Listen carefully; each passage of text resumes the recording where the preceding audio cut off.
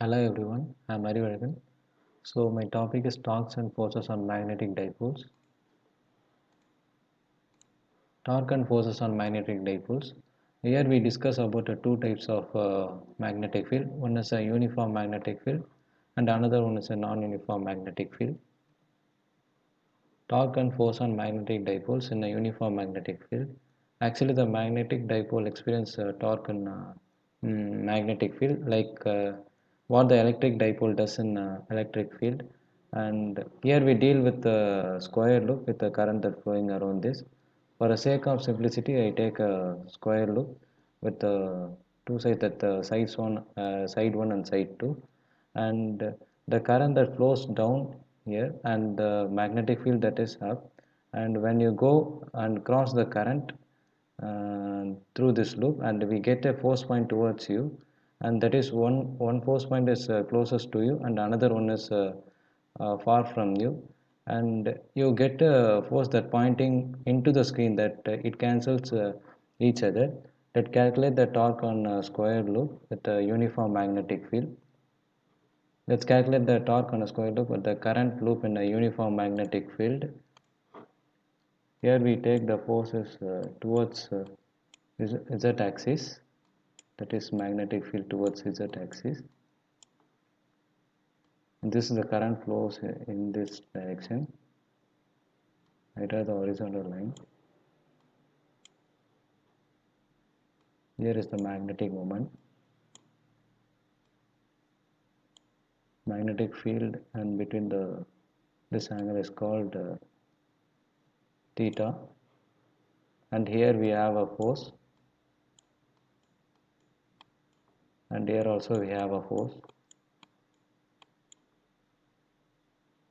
This force experiences a torque, that is cross r vector, and it also experiences a torque. Here we can calculate the torque on these two edges. One end is this and the other one is this.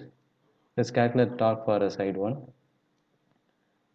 For a side 1, n equal to side 1 times the force and sin theta x cap. For a side 2, F equal to current times the side 2 the magnetic field, and substitute this force on the first equation, and we get the n equal to current times the side 1 and side 2 the magnetic field into the sin theta x cap, and we know that current times the area, that is the magnetic moment, and we substitute the m, that is a magnetic moment, in above equation, and we get n equal to m vector cross p, where m vector is the magnetic dipole moment and it is in a uniform magnetic field. And here also we look the similar formula in electrostatics in matter, that is the n equal to p vector cross b, where p is the magnetic dipole moment. So the interesting thing is that having a tendency to align the magnetic moment with the magnetic field, so it shows a paramagnetic behavior, and it will basically increase the magnetic field within the matter. So it align with the vector of B vector. So it starts a paramagnetic behavior. Uh, when do you see this when it will be particularly seen in nature, that is in case of when you have a electrons, and the good way of explain the electron, that is the Pauli exclusion principle by quantum mechanics, that each energy level you can have only up to two electrons, that one spin up state and another one is a spin down state, and you cannot have two spin in the same spin states.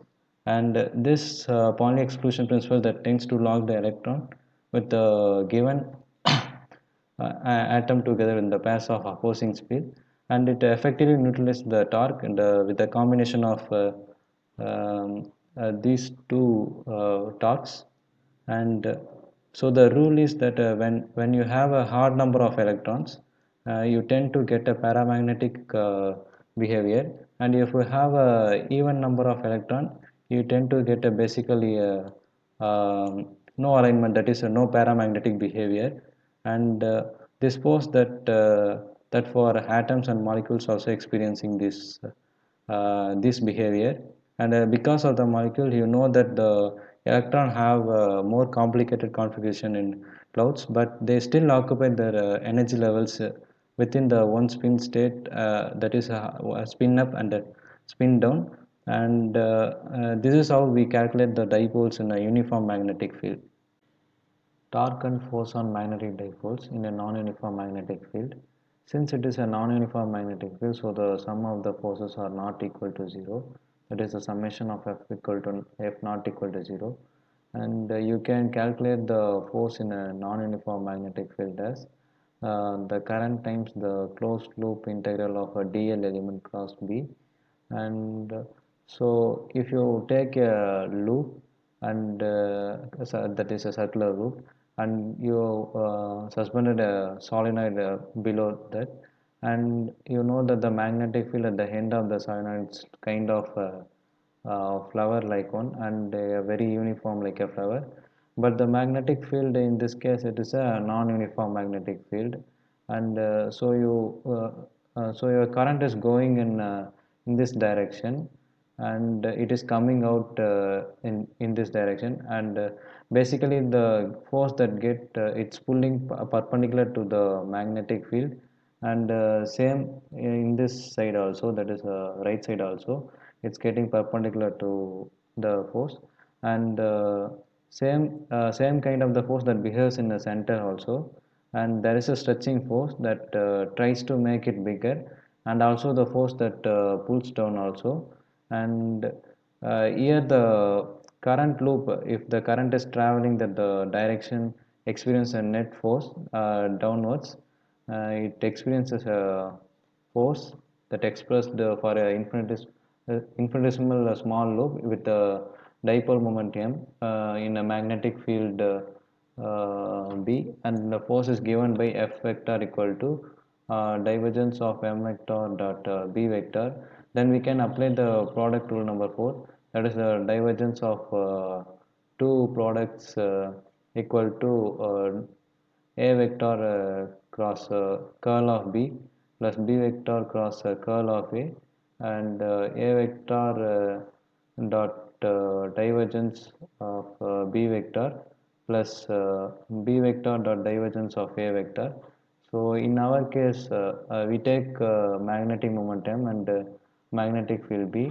We can replace with the equations, if A vector it is magnetic moment m vector, and B vector it is having same B vector here, and we can replacing this equation by magnetic moment and magnetic field, where divergence of magnetic moment into magnetic field equal to, since it having some common term that cancels each other, and we left with two terms, and that one term is the from curl of B equal to mu naught J, that is Ampere law, Ampere differential law, and since we don't have any flowing current through the loop, so it is 0, and we get that force equal to divergence of m vector dot B.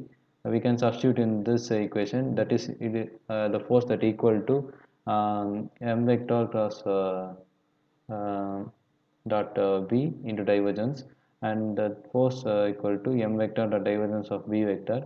It is in non-uniform magnetic field, and it is an magnetostatistics, but we can see the similar thing in electrostatistics, that is the force equal to P vector dot divergence times electric field, where P vector is a electric dipole moment, and Gilbert model. Early physicists who thought a magnetic dipole consists of positive and negative magnetic charges, that is south and north pole, and that is separated by a small distance, just like electric dipole, that is north and south.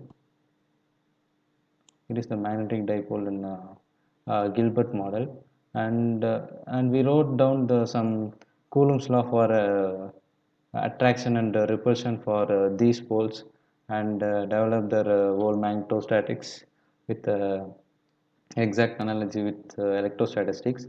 So it is not a bad model. It gives a correct field of dipole, and it gives a right torque and to the dipole, and it gives a proper force on a dipole. But it is a bad physics because there is such a thing that there is no a single magnetic north pole and south pole that you get two complete magnets, that is uh, electric dipole charges plus minus, and so the magnetism is not due to the magnetic monopoles, but it rather to moving electric charges, that the magnetic dipole is a tiny closed loop, that magnetic moment and current that flows. This is the magnetic moment in Ampere's model. So in a Gilbert model, where you suggest you assume magnetic monopoles exist, and they behave like electric charges, but they produce a magnetic field instead of electric field. But in our case, our thought is how the magnetic behaves in matter in both magnetic dipoles versus electrostatic dipole. And if you use a Gilbert model, it is pretty close to answer for most of the problems that we solve in physics. And the trick is that whenever you see the magnetic dipole moment, we substitute the electric dipole moment, and whenever you see the epsilon naught, and you substitute the mu naught, and whenever you see the electric field, and you can substitute the magnetic field results. However, this problem is when you get close to the source charges, the Gilbert model fails dramatically, and it so that's why only we look back into the Ampere's models, and here there is no magnetic force, and there is only a current that flows around this circle. And when you get very close to the magnetic dipoles, the Gilbert model would predicts that we get a negative one third of the certain quantity, and whereas the Ampere model gives a correct positive two third of the result.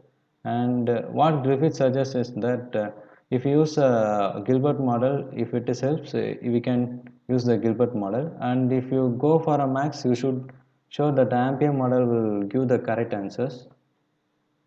Next, we can see some problems.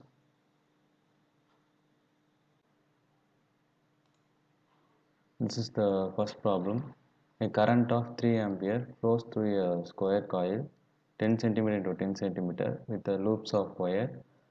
Let's calculate the maximum torque that can be produced under these conditions at the instant of phase of the coil in a perpendicular magnetic field of 8 Tesla. Let's go to the solution.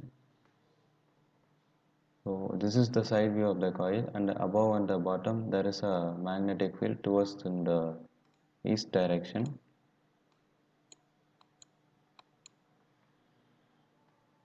And this is the side view of the single coil, and let's say the left side of the current that is coming out of the page, and right side of the current that is going into the page. And so what is the direction of the force that net net part of the wire or a coil, which is the magnetic field, is going into the east direction. So to understand this solution, we can use the right hand rule, that is the thumb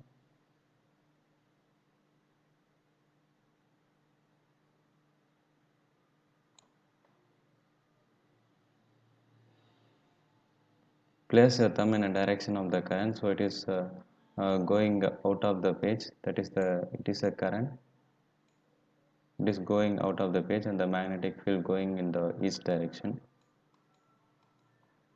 And these four fingers are the placed in the direction of magnetic field towards in east direction. And the force that come out of your palm, that is in the north direction, that is a force.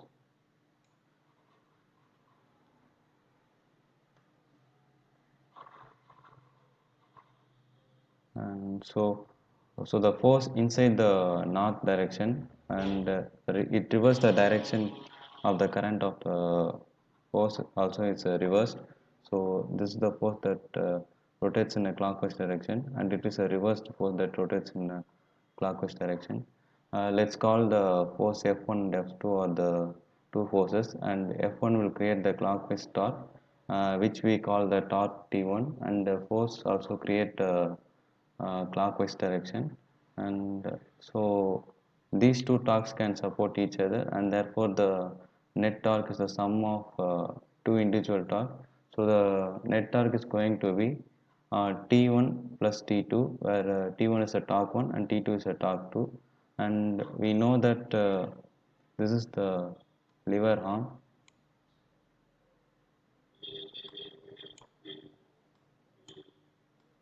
the arm distance,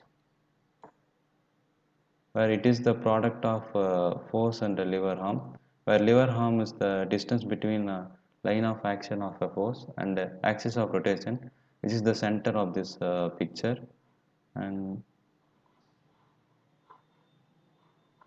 in this picture, so whenever you have a current that flowing in the conductor of the wire, and that current is exposed to a magnetic field, and the magnetic field exert force on a moving charges, and the magnetic force can be calculated by using this formula F equal to IL B sin theta, where length is the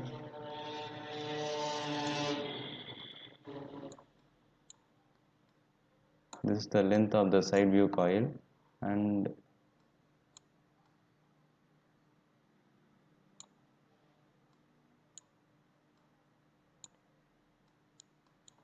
this is the width of the side view coil. Basically, it is a lever arm, that is R distance, product of force and R. Here also there is a R, so it becomes a 2R, that is a W,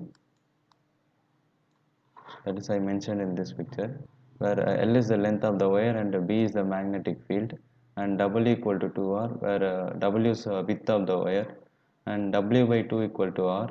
Let's substitute this in this R in this place of net torque, where R1 and R2 we substitute the W by 2 in this place, and net torque equal to F1 W by 2 plus F2 W by 2.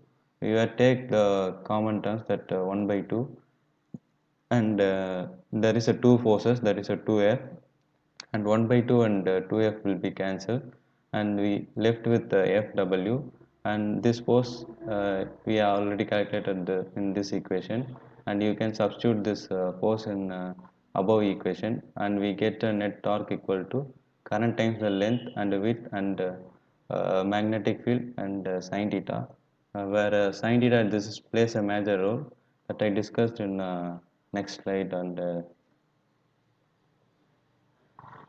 so net torque equal to the current times the length and width of the magnetic field and sin theta. So the length and width of the coil is called area of the coil. So that's why we take length and width will be the area, and the area the picture is this is the area that we calculated. And here we have a multiple loops in a question that mentioned 20 loops of wire, and there is a 20 turns, that is n equal to 20 turns, and we multiply in this formula the net torque acting on this coil is T, torque total torque equal to uh, number of turns of the current times the area times the magnetic field into sin theta. So what is the theta? Let's take the side view of the coil.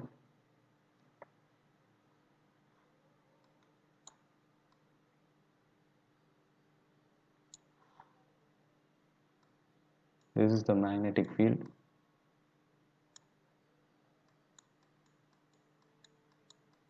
This is the normal line, and between the normal line and the magnetic field there is an angle called theta. So theta between the normal line and the magnetic field. Now the maximum torque that occurs in a magnetic field is perpendicular to the normal line, and which we have in case. So under this situation the torque will be maximum because it having a perpendicular magnetic field, and you notice that the perpendicular magnetic field that is 90 degree, so the theta will be maximum. And in other case there is a uh, let's take a side view of the coil.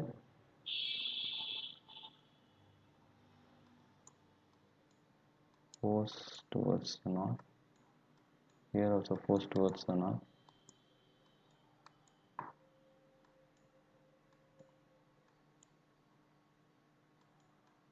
This is the normal line.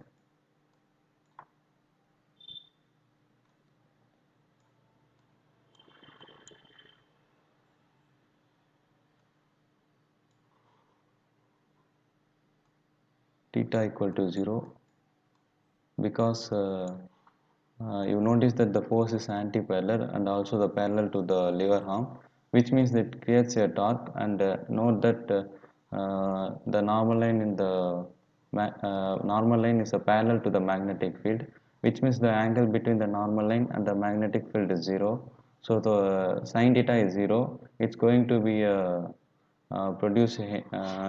it does not produce any torque in this conditions.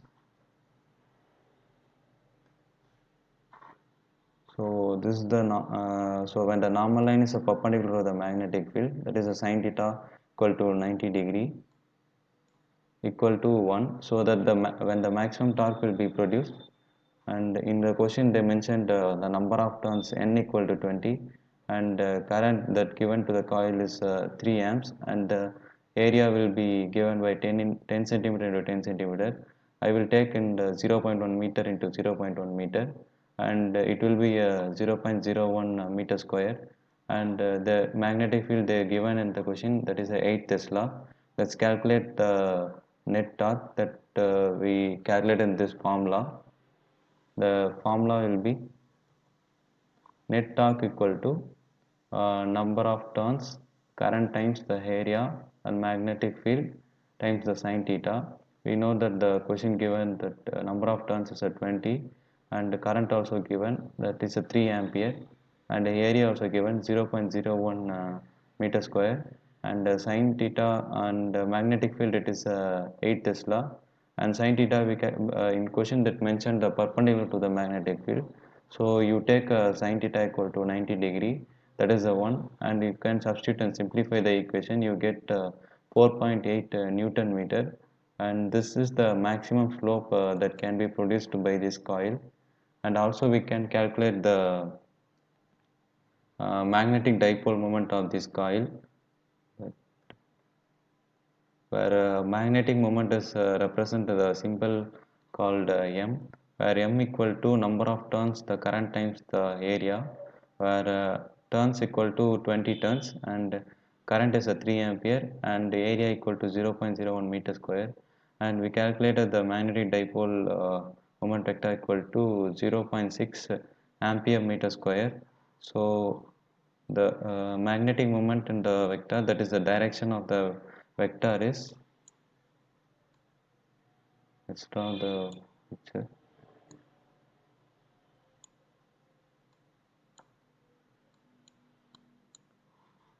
So the normal line which is perpendicular to the surface or a face of the coil, that and so the magnetic dipole moment is the same in direction to the normal line, so which can be that is always perpendicular to the plane of this coil. So this is the second problem. Calculate the torque exerted on a square loop shown in the figure due to the circular loop. Assume R much larger than A or B. If the square loop is free to rotate, what will its equilibrium orientation will be? So let us we understand this picture. Here we having a square loop and here we having a circular loop. So to understand this, let's draw the coordinate axis.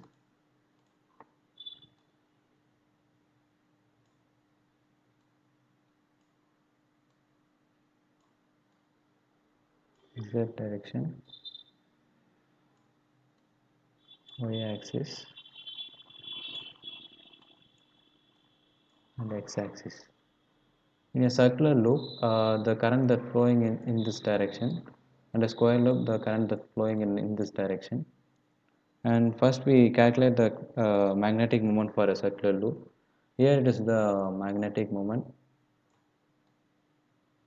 it is M1 pointing in a Z axis. And for a square loop, it will be a M2 pointing in a Y axis, that is pointing center in a square loop. So seeing this picture, let us consider a circular loop and the current in the circular loop that flowing in this like this. And so this means the resulting in magnetic field that pointing upward in z direction. For a circular loop, the magnetic moment will be m1 equal to m1 in a z direction equal to, we know that magnetic moment is equal to current times the area, and the area equal to pi a square, at pi a square current times in z direction. And for a square loop it is the same like circular one, that is a m2 equal to m2 y cap in a y direction, and current times the area equal to, area will be in square loop it will be a b, so pi b square I y cap.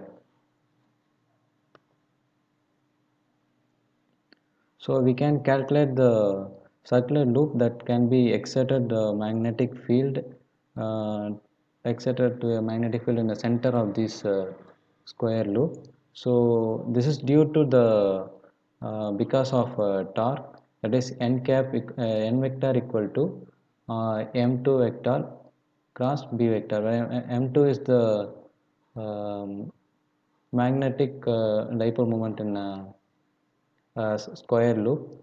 For this the magnetic field is approximated as where b vector equal to mu naught over 4 pi r cube, where 3 times the magnetic moment of circular loop, and in dot r cap and r cap minus m1 vector.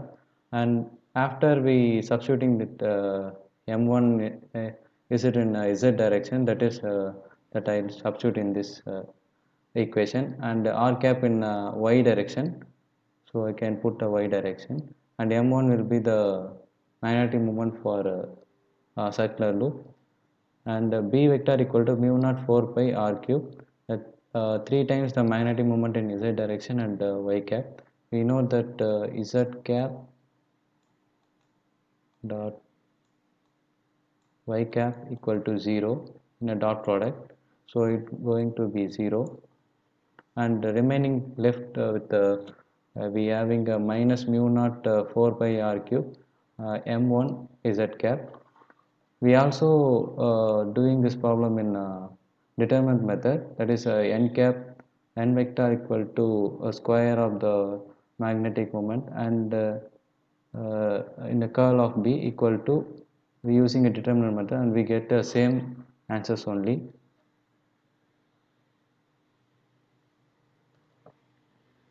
So the torque on a square loop will be n vector equal to minus mu naught m1 m2, m1 for a square loop, sorry, a circular loop, m2 will be for a square loop over a 4 pi r cube in x cap direction, and this is the torque on a square loop. So this means the magnetic field that is produced by a circular loop is exerted in a negative direction if the square loop like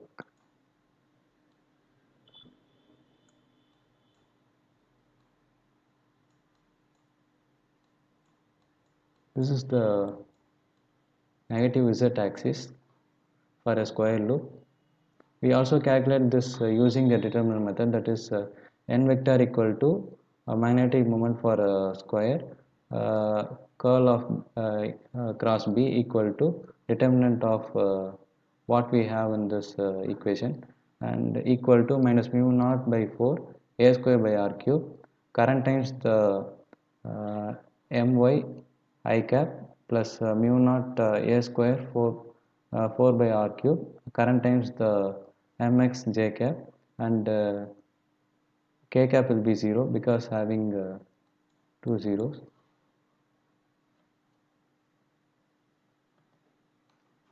So in a second subdivision, the problem tells the equilibrium position, asking a equilibrium position. So in equilibrium position, the torque will the current loop must be equal to 0, and therefore it requires the mx equal to my equal to 0.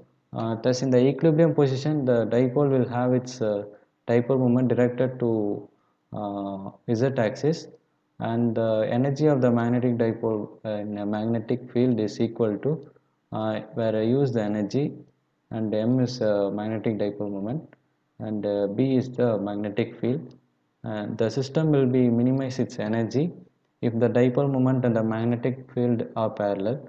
Since the magnetic field and its position of a square loop is pointing down, so the equilibrium position of the current loop will be the its magnetic dipole moment and pointing down. That is I drawn in a above slide, like it will be in z axis, that is a negative z axis. So the final orientation for this square loop will be in minus z axis. So this is the summary.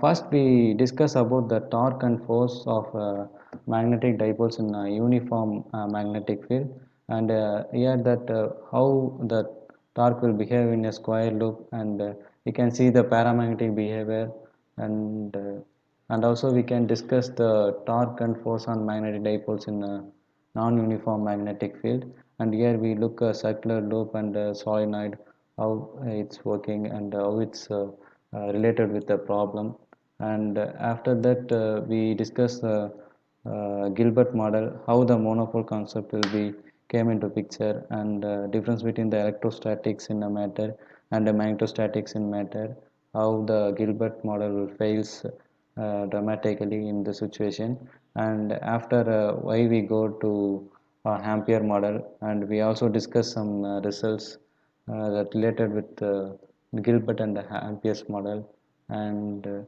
last we discuss problems that related to how the maximum torque and how the magnetic moment will be we can calculate at the both, and in the second problem we discuss torque that excited in a square loop or a circular loop, and also we discuss what will be its orientation and in a particular direction.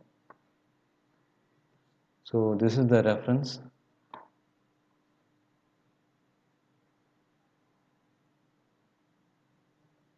So thank you for watching.